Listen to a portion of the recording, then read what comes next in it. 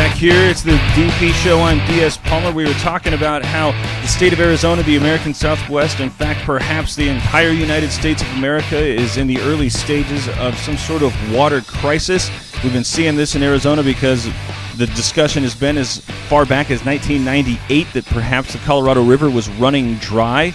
And now it's becoming a little bit more obvious as some people are claiming that California might only have 20 years of fresh water. New Mexico might only have 10 years of fresh water. Lake Mead might only have 10 years of existence. So great the water issue is becoming in the American Southwest. And now in Arizona, just got done discussing how the state legislature is passing goofball measures in the Environmental Reconciliation Bill, which would allow the Arizona Department of Water Resources to assess municipalities' water use and then levy fines, and that there are some places, including Holbrook and Springerville up in the White Mountains, that have only recently started paying their fine and are starting to make a lot of people down in Phoenix, Arizona, a little bit miffed. But the question that I'm asking you is that is this how we want to try to solve a problem that is potentially as dire as a series of states on a continent or a country that is the United States running out of water? Or in fact, is there any natural resource more precious, and especially in a desert like much of Arizona is, like water? And do we really want to allow an institution like the Arizona state government to try to fix this problem? Right? Because this is natural, and this is what we've been conditioned to do. As soon as there is some sort of crisis or crises that are starting to rear its heads, we look to our government officials to try to fix things, regardless of their track record of any kind of success fixing anything. Right? Help us fix this stuff. And it always results in some sort of comedy of errors that result in a $14 trillion deficit at the national level, or, according to statebudgetsolutions.org, according to everything that Arizona has agreed to pay, the state of Arizona, not necessarily where the budget deficit stands today, but everything that's going to be on the hook with it as far as pensions go and things of that nature. According to statebudgetsolutions.org, the state of Arizona has a $10 billion deficit. It needs $10 billion that it doesn't have just to meet all of its obligations in the future. And we are going to ask these guys to try to do something to curb the water usage issue, which was, of course, done in the form of very mild regulations. The same people who are able to regulate roughly the 45th best education for the Arizona children, because of the great policies, I would presume, from the State Department of Education, or if not for a variety of other reasons. But here's the central planners of Arizona who are only able to educate people 45th best in the country, the same people who have agreed to continue to prosecute this costly drug war. And despite all those efforts at both the state and national level, Arizona remains this corridor for drug activity. And we're going to trust these guys who have been trying to do this drug war thing for more than 20 years, hot and heavy, to try to fix this water issue? Or how about my personal favorite, the same people who had agreed that it was most wise to begin expanding I-10 to 6 lanes, the most dangerous stretch of road in the country, according to the Arizona Department of Public Safety, because in part there were so many people trying to travel on just 4 lanes, and these brilliant men and women decided that we should expand this beginning in Tucson, a place that has 25% of the population, as does Metro Phoenix. They can't even get something that simple correct. And here the expectation is fix the problem with water.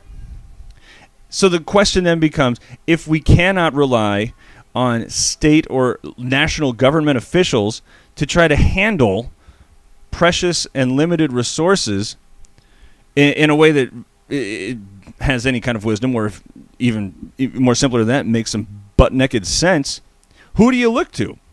And my contention is Fountain Hills was on the right track by having a private company monitor and sell its water use. Okay? And in fact, great scholar and philosopher Murray Rothbard says essentially the same thing. That when you have a limited supply of something, that then just the basic supply and demand nature of it is going to lead to natural regulation. Okay, why is gold so wealthy, or so valuable, beg your pardon? Because there's only so much of it, and it's had a relatively fixed value throughout the Earth's history, much more so than, say, currency, because there's only so much of it. People want it. People will give up a lot to get it. So its demand is always outpacing its supply. Water, potentially, is doing essentially the same thing here in the American Southwest, where they got a lot of people who want to do a lot of different things with this water.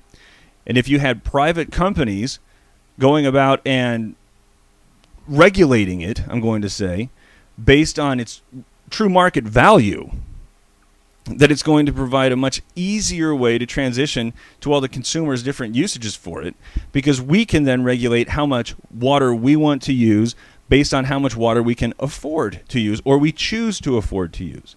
The alternative is the state of Arizona badgering municipalities about $28,000 fines like it's doing right now with Fountain Hills, which is going to directly cost everybody, whether it be the municipalities and the different elected officials there or all of us down at the individual citizen level, basic liberties.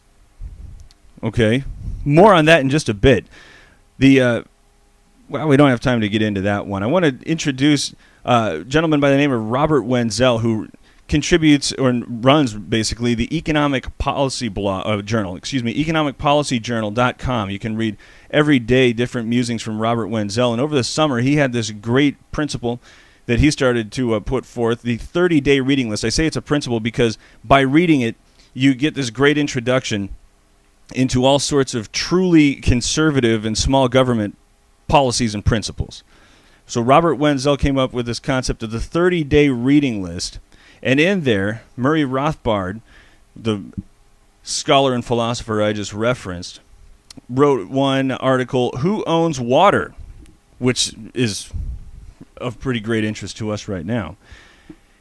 And he said that what needs to happen to make sure that everybody has as much natural use of water is that you need to have appropriators buy the rights to then distribute water usage or rights to use water. Or in other words, people will buy the rights to then sell water rights to anyone and anyone. Send it out to the highest bidder. Now, the first instinct that everybody's going to have is, holy cow, that's not fair. Because what if I can't afford water? Well, you're going to have to do like you do with every other thing that you can't afford. Do you want to drive a really nice car? Then you're going to have to find a corner that you can cut somewhere else. Right? My TVs still have giant tubes in the back of them because I haven't wanted to spend money on a new TV. I've been more willing to spend that in other areas like a nicer car because I spend so much time in it. For example, same sort of thing. If you really want to use a lot of water, say to have a nice green lawn or something like that, you're going to have to stop eating out so much, for example. But you would be in control of this situation. You would be regulating yourself based on what you can and cannot afford. And according to Murray Rothbard, we would get to that point if you had people appropriating the different rights to the use of all this water. So what would it look like in particular here in Arizona, New Mexico, and California? Well, what you would have are different states or individuals jockeying to pay a premium to use as much water as they want to.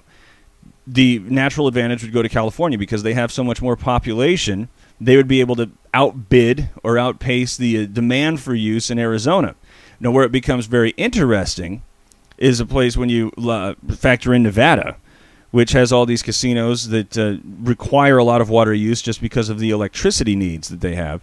Whether or not those casinos would be able to distort the market, especially down at the individual consumer level, because they would be so much more willing to pump a bunch of money into purchasing water use rights so they can continue lighting everything up like every day's Christmas. But that would be something that the free market would then have to contend with. And we would all have to either come up with money as some sort of corporation or community or something like that to try to outbid then Las Vegas. But again, the big thing I'm trying to drive you toward is that that is a decision that we, the consumers, could come up with. Rather than having happen what happened over in Australia a few years ago, where the western part of that country/continent was going through something of a water issue, and it started trying to do the exact opposite of any sort of free market principle. It started regulating the dickens out of it all. What was happening as far as regulation goes out there, you're probably wondering. Well, I'll tell you. A handheld hose fitted with trigger nozzle, a watering can, bucket, and manual dripper system can be used to water from 6 to 8 a.m. or from midnight to 2 a.m. I'm telling you when you can water your garden. Even-numbered houses can water on Saturday and Tuesday. Odd-numbered houses on Sunday and Wednesday. No watering is allowed on Monday, Thursday, or Friday. Telling you when you can water. Households with at least one resident aged 70 years or over may water their gardens manually on specified watering days from 6 to 8 a.m. and 8 to 10 a.m. And a bucket filled from a tap can be used to clean windows, mirrors, and lights. Telling you how you can clean your house and so forth. New pools or spas of any capacity cannot be filled. Consult your authority beforehand. The suggestion that I'm going to put forth right now is that by allowing the state of Arizona to even just crack the door open with this sort of taxing the municipality thing, what you're doing is just getting down on the path toward what Australia is doing. Because of a water issue, we're going to start making sure that people use water when we say they can use it, all as part of an effort to conserve that precious natural resource. Right? Or as Rothbard said, if the government wants to conserve water and lessen its use, all it needs to do is raise the price. All it has to do is clear the market and let people conserve each in his own way.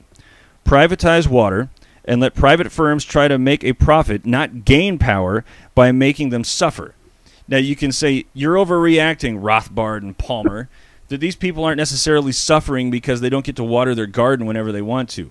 The question, though, is one of freedom, right? If we can afford to water our gardens or our lawns or take as many baths or build a swimming pool or whatever, if we can afford that, if we can use our property to give ourselves that privilege, why should we not be availed to that opportunity simply because there is an apparent scarcity? If there is a scarcity, it only makes something more valuable. This is a concept that private companies understand wholeheartedly. You know, just go try to pursue something that is still a hot item but is not necessarily being manufactured much anymore, like a classic car. Why do those things have such a high value? Because they're fine engineered and, whatever. They got all the bells and the whistles. And nobody does it, and people still think they look cool. So there's a high price for them. Well, the same thing with water. You know, if you want to use water, pay for it. If you can't, you're going to have to cut other ways to find it. But the alternative is nobody's going to get to use it. This has been the DP Show on iTalk 106.7. I am DS Palmer. Hey, you could go over to websites, especially find me on the YouTube at lexmalabooks.com and buy some of my books, or you can just get ready for the Diamondback broadcast that is coming up on the other end of this on iTalk 106.7. Have a great weekend.